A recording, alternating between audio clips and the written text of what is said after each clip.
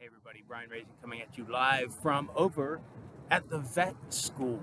So it's part of our college at Food, Ag, and Environmental Science. Actually, it's the College of Vet Medicine, but they're very related. Right to my left, you'll see greenhouses and a ton of construction going on. It's a crazy foggy morning. You spin around the other way, and there's the stadium. You really can't see it in the towers because it's totally fogged in. But with all this construction that's going on, which a lot of it is our college, I'm going to say budgeting, fiscal management is huge. So let's jump in and talk about that today. So the objectives, I just want to throw some ideas at you, help you gain some insight into budgeting and particularly the leadership roles in budgeting. I want to identify some sources of revenue that can support the work of our organization, whatever that may be, and get you thinking about public good versus private good. I'll explain that just here in a few minutes, and then talk about how budgeting impacts everything. So, my clicker to work there, sorry about that. All right, so what is a budget? Well, an itemized forecast of an organization's expected revenue. So it's not set in stone. Please note that. And then the expected expenditures for some specified period. So it's a planning tool. It's, again, not set in stone. It's a guide to allocate resources and help make decisions and to secure resources. Quick example, when I've talked about this before, 25 years ago, when I was in the private industry, the paper industry, we had some serious hazards. And we said we need to do some serious budgeting that we had never done before in order to form a hazmat team. It was tens of thousands, actually hundreds of thousands of dollars because of the equipment that we bought, the training to get us to level 3 hazmat response. Budget was absolutely necessary. Sometime I'll tell you the story of how we made that request. It was pretty interesting. Okay, pause. Watch the video on budget cutting. It's just fun. You don't have to, but it's optional. And after you watch it, I can think of no discussion questions. I'm sorry. It's just fun.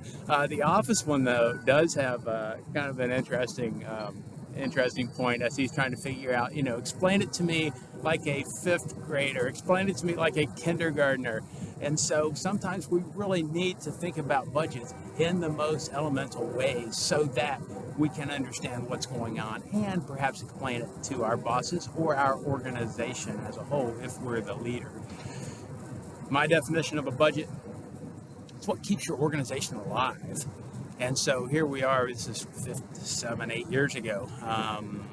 We were at Iowa State. That might have been a winery or a brewery, I don't remember. We won't talk about that though. But we were talking about forming a new national certification program, certificate program around food systems. That did launch and is going, and the budget continues to be a huge part of that because it's a nonprofit. We're running it. It's a collaboration, but there's not a lot of money out there, even though we have some fees that come in and things like that. And anyway, we'll talk about that when we talk about different types of revenue sources. Budget planning, take a look at when you're doing budget planning, you want to look at the trends, what's happening in your industry with your clientele, with your program, are your enrollments going up or down, particularly in higher education. We're thinking about this every day. Do you have new programs or initiatives that you're launching that could be revenue generating? Do you have justification or rationale for the request? Certainly in that paper industry example, the BLEVE, the boiling liquid vapor explosion, was a justification. We're like, we need to invest in the infrastructure, the equipment, and the training to respond to potential emergencies that can be absolutely deadly. I've got another example of that here in a minute. So, administrators, management, leadership is what this class is about. So what's your role in preparing that budget and thinking about potential? Well, anticipation, that's number one. You've got to think about program needs, what's changing, what's happening. You need to predict costs. It's not a crystal ball, so you're not actually making a prediction, but you're using data, historic and projected, to make predictions. Justifying those requests, again, in the hazmat example, that was completely justified. And when we told the story of the potential for literally life and death, then it was pretty easy to get the money to form the hazmat team and high angle rescue team as well.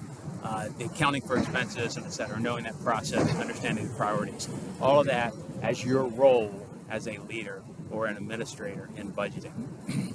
So one of the things to think about, I was a county director, it's been a few years ago, almost 10 years ago, in Miami County.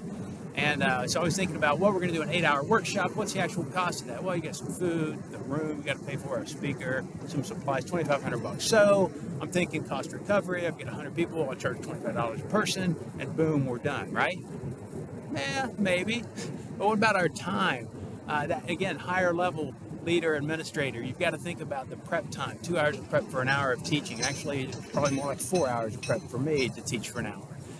What's the annual salary? So for a second educator in a county, it's $40,000 plus benefits, annual overhead. There's a price for all of that. You put that all together, do a little bit of math, and you realize that 2 hours of prep, 8 hours for the program, a couple hours for cleanup, travel. Just that one person, just you doing that, could be about $300.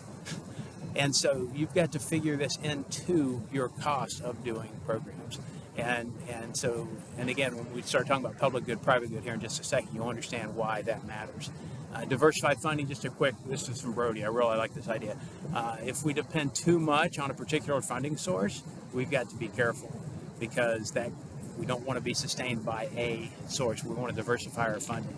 And certainly in extension, or a lot of nonprofits, you see that diversified funding. And extension, of course, you've got federal, state, local, and then other. Well, other is grants, contracts, program revenue, resource income for charging for things. And so that's what we'll talk about here in just a second. Oh, I forgot. I've got one other quick example of the need for proper budgeting. So this is Eastman Kodak down in Kingsport, Tennessee. So Eastman Chemical Company was just across the river. My house was about 1.5 miles as the crow flies from Eastman Chemical. One day in the mail, I received this sticker, a refrigerator magnet that goes on your fridge. And this was horrible. If the siren sounds, don't go outside. Don't call Eastman. Don't call the media.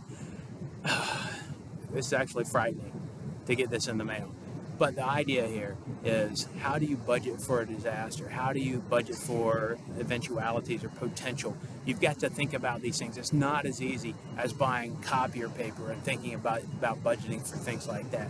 Back in, I guess this was the 60s, they had a big blast that killed 11 people, 60 people hurt.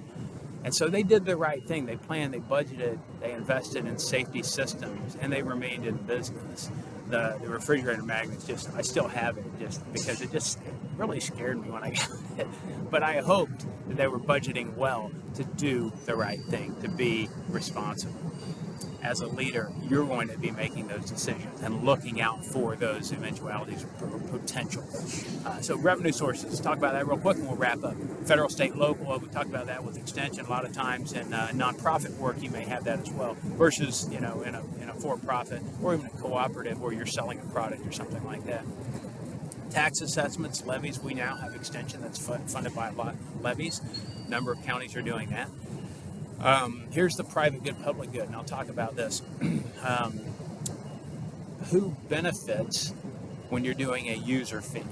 And so user fees can vary. We use them sometimes. Should extension charge them? Maybe. Should we? Product sales, selling our project books, conference workshops, registrations. Let's talk about public good versus the private good. This is how we, in general, try to frame things in extension, and nonprofits do this a lot of times too, I think. If there's a lot of public good, then maybe we're not going to have very much cost recovery. If it's more private good, then we may ask for a full cost recovery. So let's give some examples. So how do you tell which is public good, private good? If anyone can attend, if it's an ongoing extension type program, we're sharing the materials, there's no cost for those things. It fits in our priorities. Versus the private good where the attendance is restricted. Maybe it's for a particular company or an organization or a local government entity. It's customized. We've had to go in and do specific work to make this program.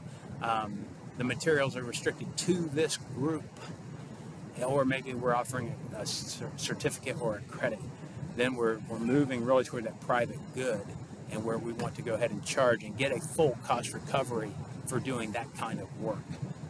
So just a little chart there. The public good, the direct project costs you might need to recover, the cost of printing materials or something like that. But generally, other than that, we're really not going to charge or try to get any cost recovery or income from public projects. So, other sources of revenues, grants and contracts. You guys know about these. But as a leader or a manager in an organization now or in the future, you're going to have to know a lot about these, depending on what you're doing. But they can really make a difference in your organization, in your staffing, in the programming, in the outreach, in reaching your mission, which we've talked about all semester long. Donors, restricted, unrestricted funds. These certainly are another great opportunity, and I'm sure you guys have been asked here or there over time to give money. You may be doing that, asking sometime in the future.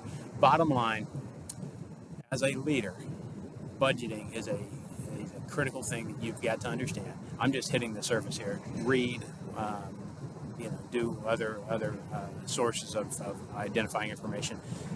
You've got to identify source of revenue and income streams.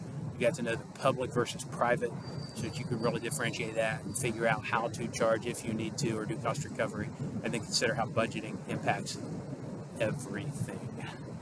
That's it for a quick run through on budgets. They literally can be the life or death of an organization. So thank